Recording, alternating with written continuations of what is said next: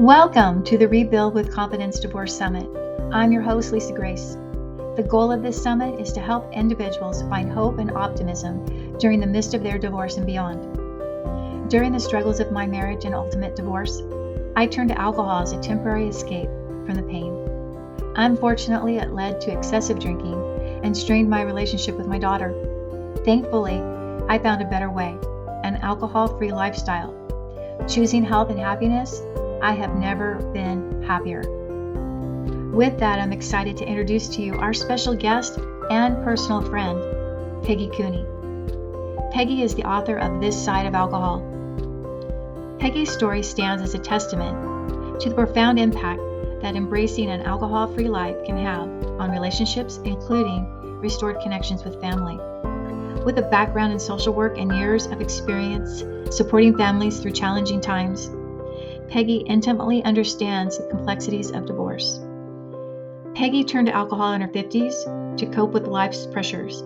She discovered, though, that alcohol only added to her stress and strained her relationships. One day, Peggi made the choice to stop drinking, resulting in life-changing personal growth and healing. During our interview, we will explore the impact that alcohol had on Peggi's life. Her story serves as a reminder of the dangers of relying on alcohol or any other short-term numbing agent as a coping mechanism. Peggi's inspiring journey and her commitment to journaling has touched the lives of thousands. Through her book, This Side of Alcohol, she shares her experiences and provides invaluable hope and guidance to those on a path to rebuild and/or transform their lives. Join us as we discuss the transformative power of choosing clarity over clouded thinking. Welcome, Peggi. Again, Peggi, thank you, and welcome today. I'm just thrilled to have you. And I would love to start by asking you a few questions. And Of course. thank you. And the first question I have, would you please share with us your personal journey and what led you to write your book, This Side of Alcohol? Yeah, a book I never ever dreamed I would write, right? Ever, not in a million years. So really, my path to my drinking problem really began later in life. Although I had a ton of unaddressed childhood trauma, including family violence, divorce, alcohol abuse, and I lost my parents when I was 19. I was kind of a take it or leave it drinker. I actually didn't really, I actually never dreamed that I would even drink because I swore off after watching how it affected my own family. It was something I'd never do. So it wasn't ever really important to me. I never had alcohol in the house. I didn't, it wasn't anything super important. I do know, looking back though, that I was much more of a binge drinker. I don't ever remember just having one drink, and so that kind of plays into it a little bit. But then in my mid 50s, I was hit with a multitude of contributing factors. Something, again, I didn't really realize till now, that menopause played such an important part in my life as far as not being able to sleep. All of a sudden, I had ridiculous insomnia. I struggled with being part of a blended family and being a step parent. It was much easier when the kids were little, but as they got out of the house and were adults, I felt pretty judged by them, if that makes sense. Not just by my stepkids, but maybe some of mine too. And then I worked as a social worker in child welfare and adult protective services, where I was exposed to tons of secondary traumatic stress.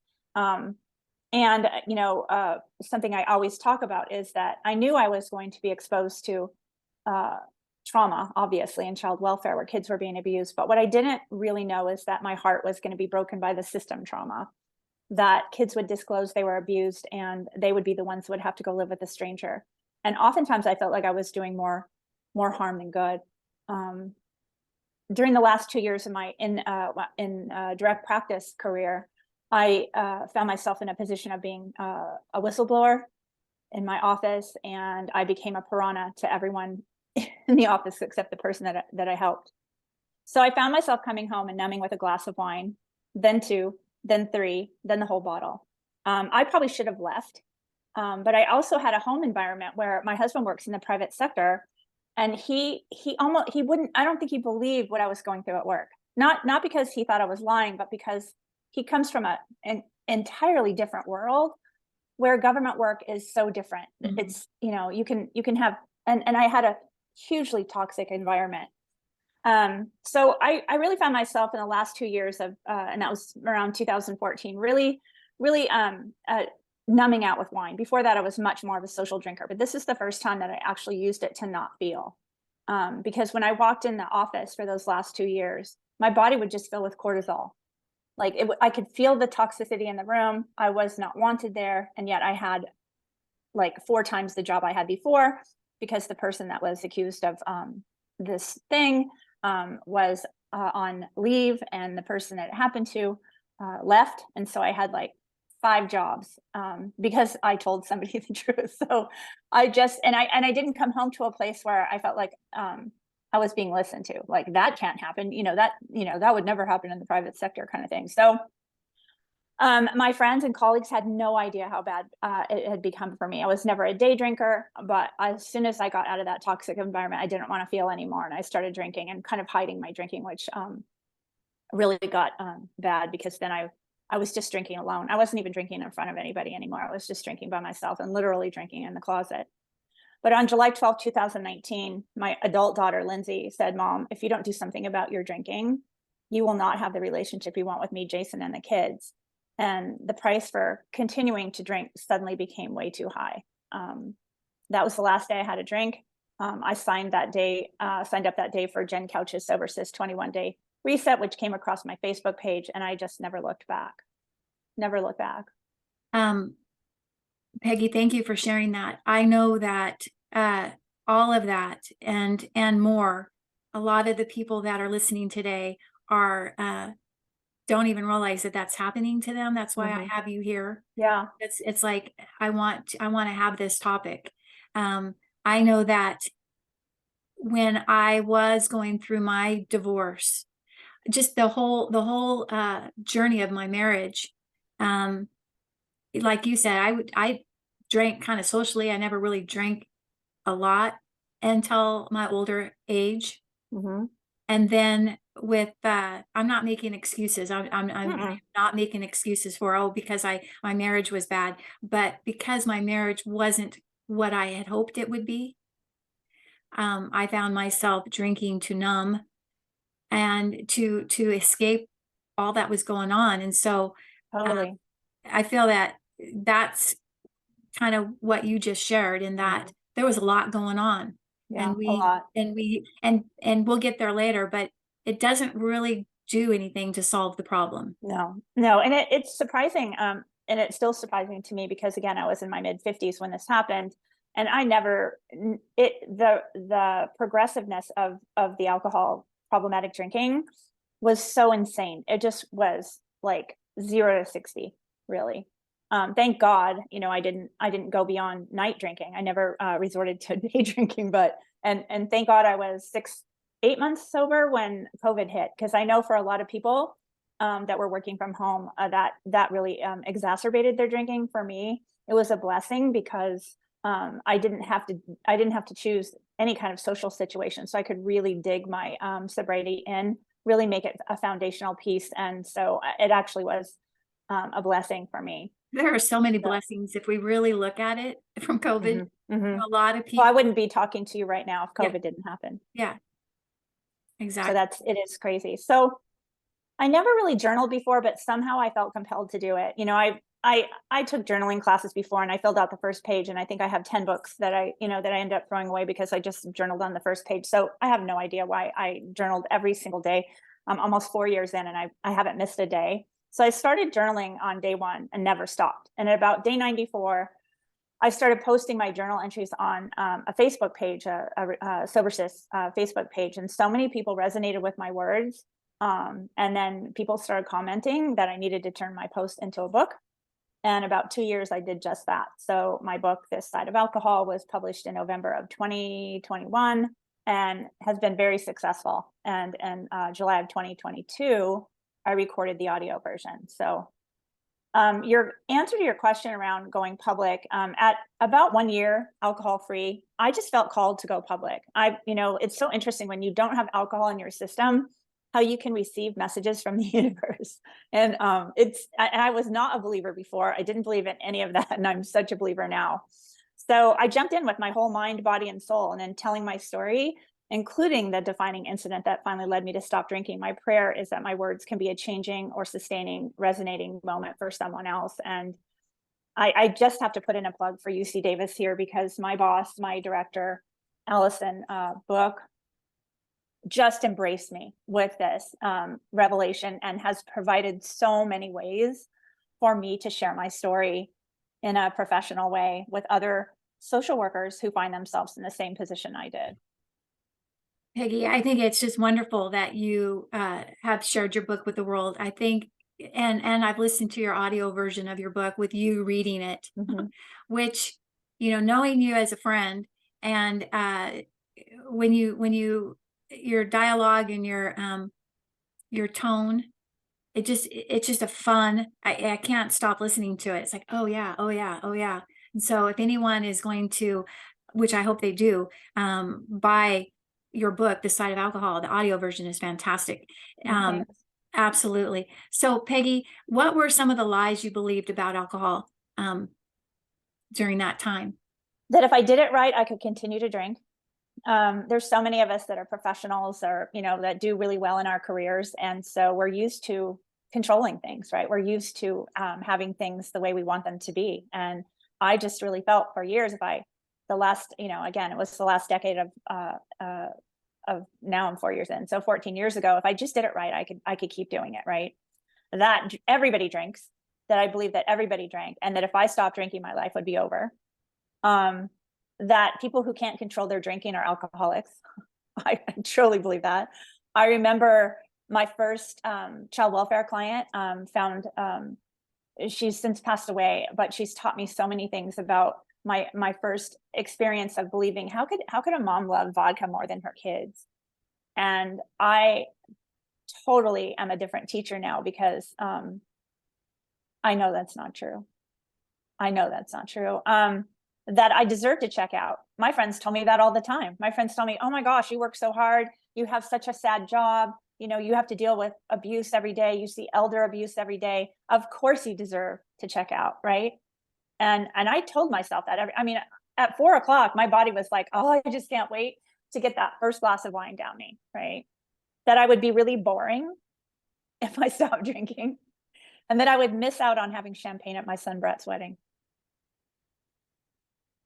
Unreal, Peggy. I think you and a lot of people, including myself at one point, believed all that. And there's so much freedom in having a clear mind. And that, again, society tells us that you're an alcoholic. If you can't drink, you must be an alcoholic. Right. Right. Oh, I remember that I stopped drinking for so many reasons. And mainly one of them was for the health of it. And when I learned that alcohol, the science of alcohol, that made all the difference. Is that it took, for me, it's like, oh, okay, I'm not meant to be able to handle my alcohol. No. It's a poison. And when I realized that I shouldn't be able to drink. I mean, our bodies aren't designed for all that. It really had a light bulb moment for me. Totally. Once you know the science, you really can't go back, right? It's really hard to go back. You know, the fact is that you black out if you drink too much, and you pass out. It's because your body is saving you. You're literally in a coma because it has to choose you surviving over the poison, and it makes you black out. And that's pretty heavy stuff, you know? It is. And if anyone here is, this conversation is usually in the closet. And I just want the people listening here to know that they're not alone, and that if they are, we're not judging, but if they find themselves, drinking to numb from the pain of their life, the pain of divorce, that it's going to slow down your whole life and how happy you are.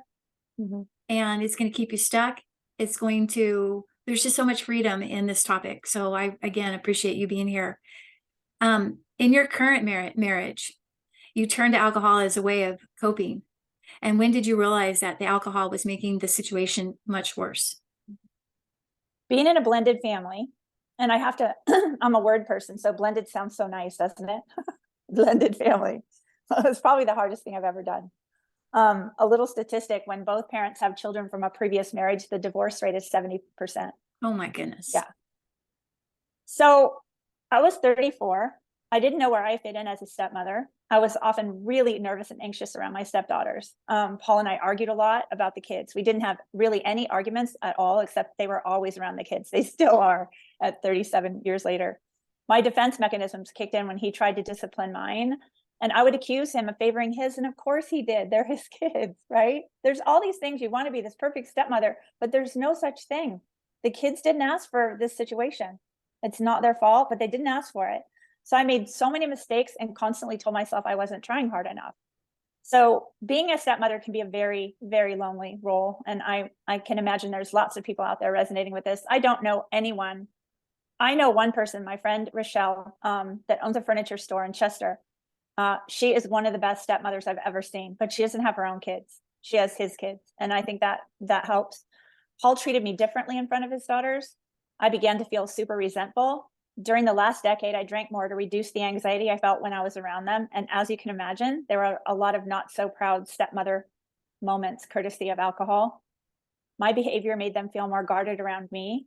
And I withdrew. I withdrew from them. My drinking really only reinforced how they felt about me. Mm-hmm. In turn, I drank more, and so did my husband's anger about it. He even left several times because of my drinking, and he threatened divorce a lot.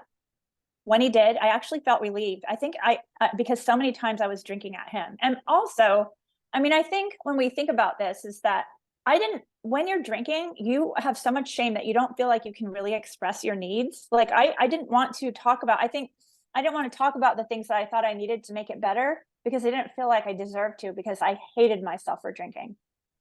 Right? I just didn't feel like I had the right. So he kept saying, if you love me, you'd stop drinking. Or he would shame me for my drinking. That made me feel like I had some moral defect. And I started to believe it. I really started to believe those words. And I felt so lonely in my marriage that I didn't even know if I wanted to stay in it. In fact, some of the times that he left, I actually felt relieved. Right?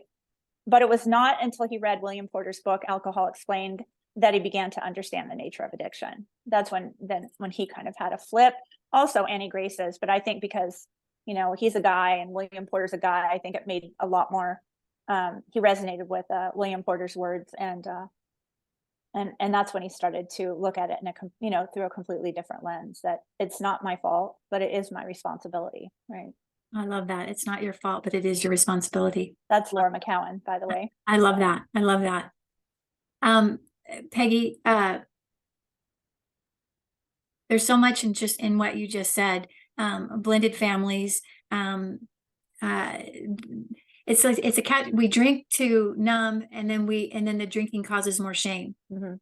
And so it's a vicious circle, and one that you can get out of.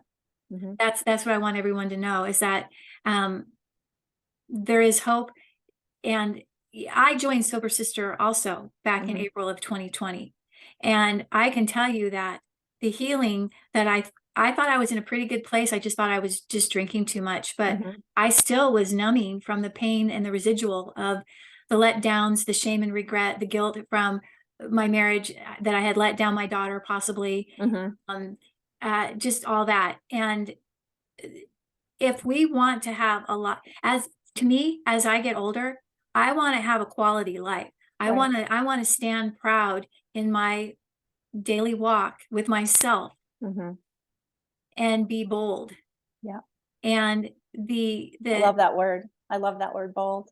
And I know that in my years of maturing, in my years of having a failed marriage, in my years of being remarried, in the years of having a blended family, there was one thing that was keeping me from having 100% involvement in my life. And that was the numbing of my life at 4 or 5 o'clock at night, and having the glass of wine or 2 or 3. And then being a Christian woman, and having no one to talk to. And it's just this whole community that you're in, that is out there for us women to have this talk about it. It's here. And let's I just want women who are suffering, men or women who are suffering from pain, shame, and regret from their life, to know that it can get better. But if they find themselves drinking a little bit too much, that they learn the science behind alcohol. Yeah. If Alcohol they, keeps you stuck. It just keeps you Yeah. stuck. It keeps you from moving forward.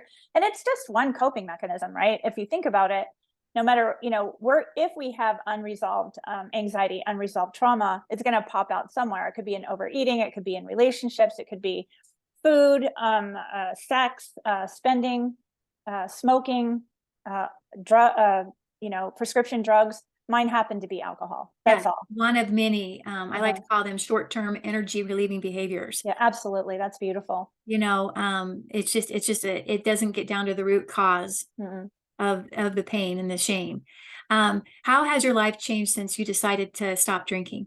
And it was a decision. You didn't have to go up and say, I'm powerless to this. You decided and took your power.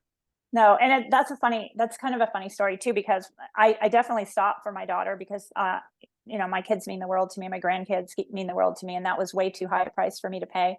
But for the first couple of years, I had this fantasy, like, I wish I could have just gone back.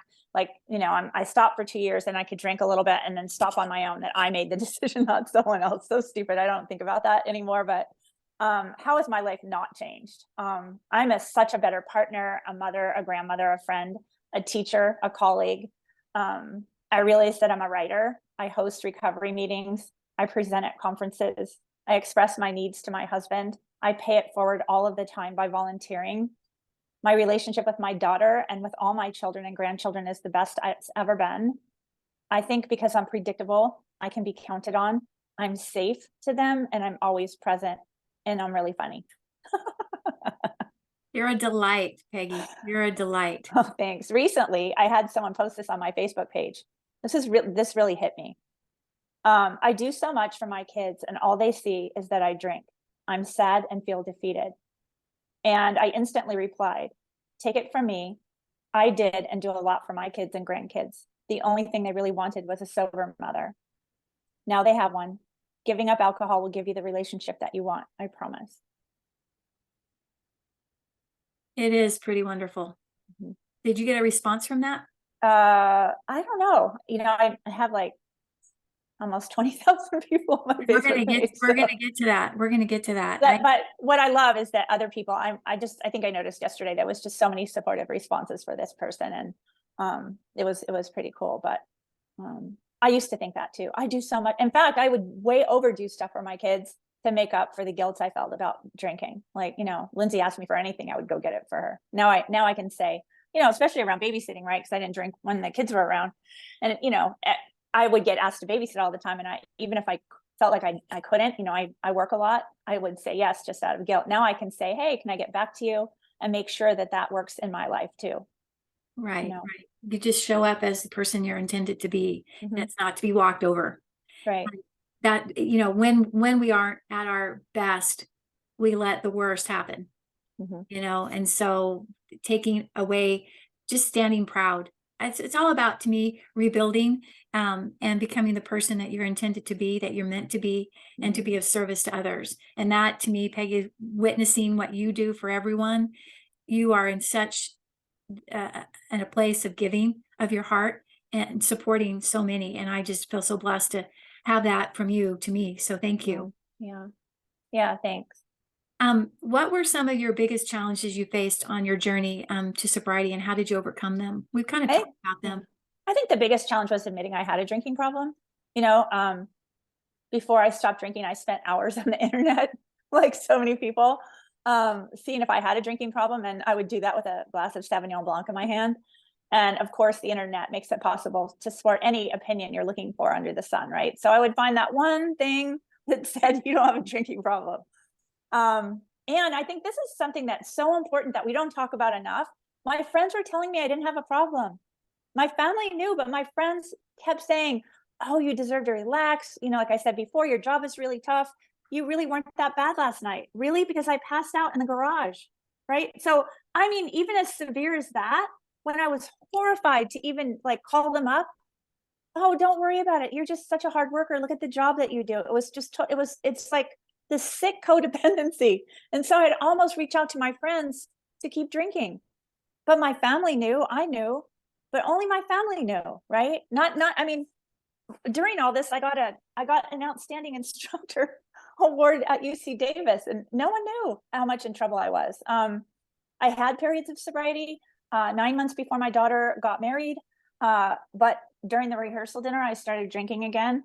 I had 3 months here, 6 months there, and those times I said I quit, and I completely lied about it. Paul and I went to Mallorca, and when he went off on his bike ride, I would go across the street and drink wine.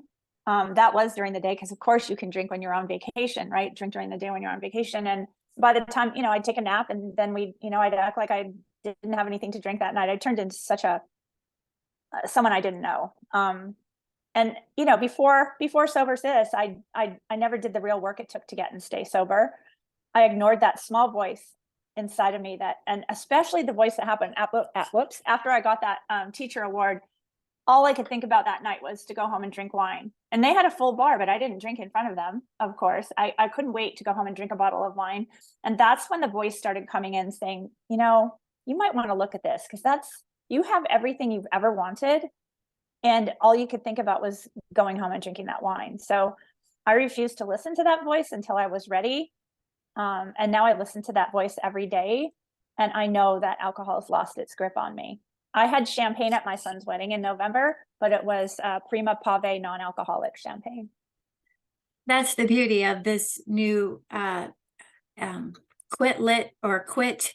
What do we call it, Peggy? This new zero proof or non-NA stuff. We didn't have that when, at least, well, you might have had a little, but when I stopped drinking almost 4 years ago, all we had was Topo Chico. Now it's like one of the fastest growing businesses in the world, and it's amazing. And I love my partner, Susie. We talk about this, but she says, I just drink differently, and I deserve a pretty glass and a place at the table. And for some people, NA zero proof drinks are kind of a trigger. I get that. But for me, it's the ambiance and the celebration and the connection that we make. And it's just the coolest ever. So it is. We still get to have the pretty glass, and we still get to show up, and we still get to celebrate. But the best thing is that we get to have our memories.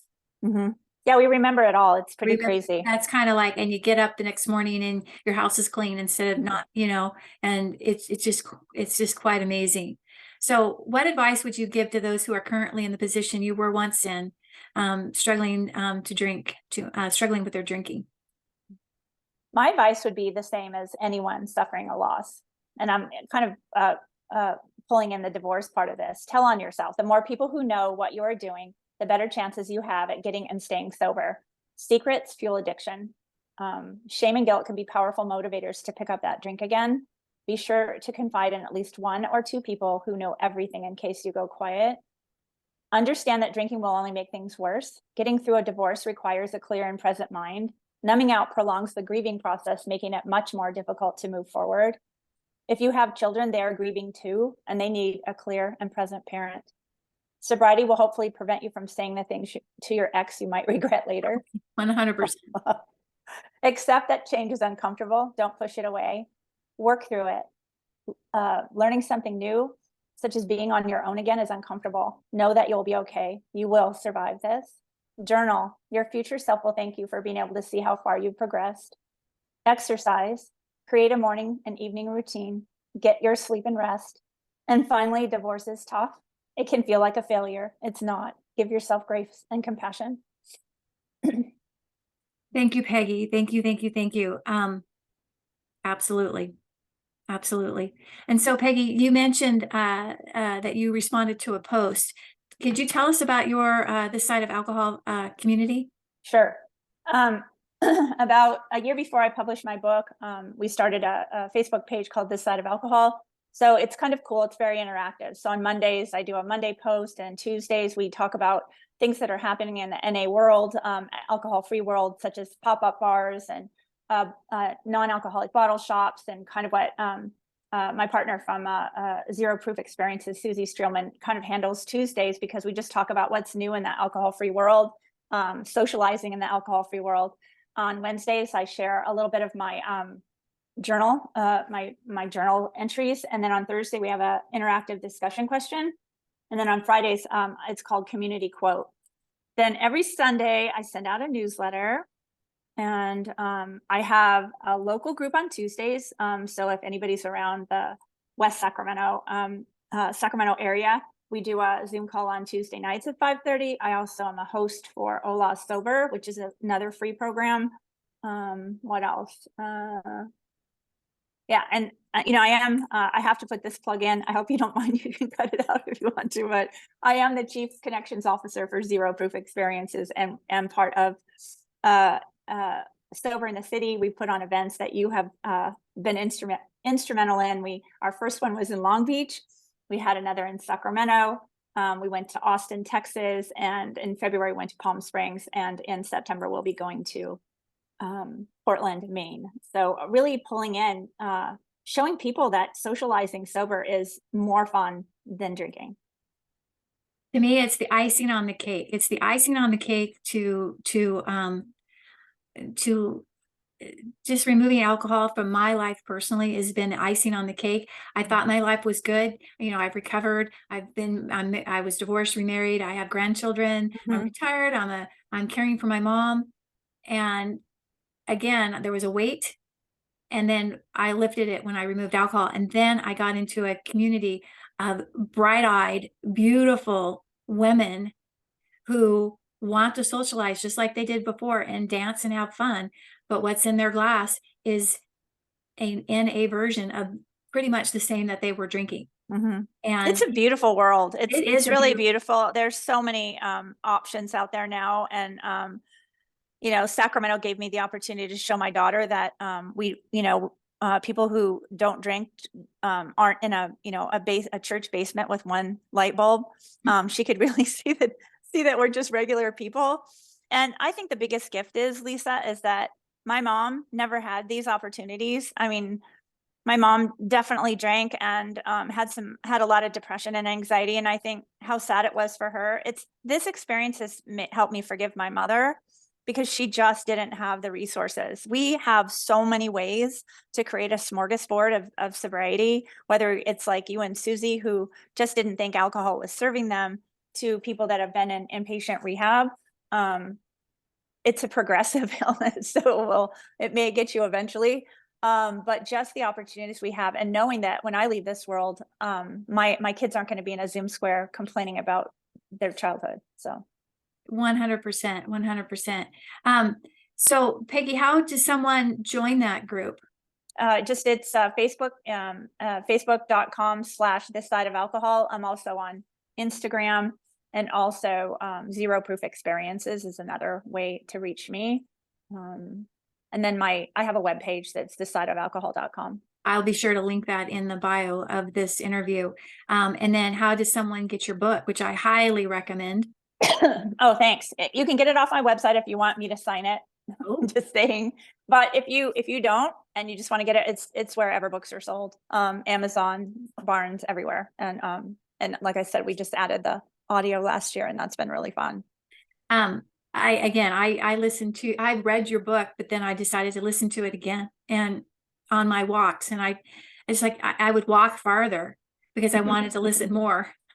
So, Peggy, thank you so much today for gracing us with your presence. I think the world of you. I think your message and what you do for your community, and the trickle effect that it has on so many people. When one person makes a change, it can affect everybody. It can affect the world. And you made the change of reclaiming your life by removing something that wasn't adding value.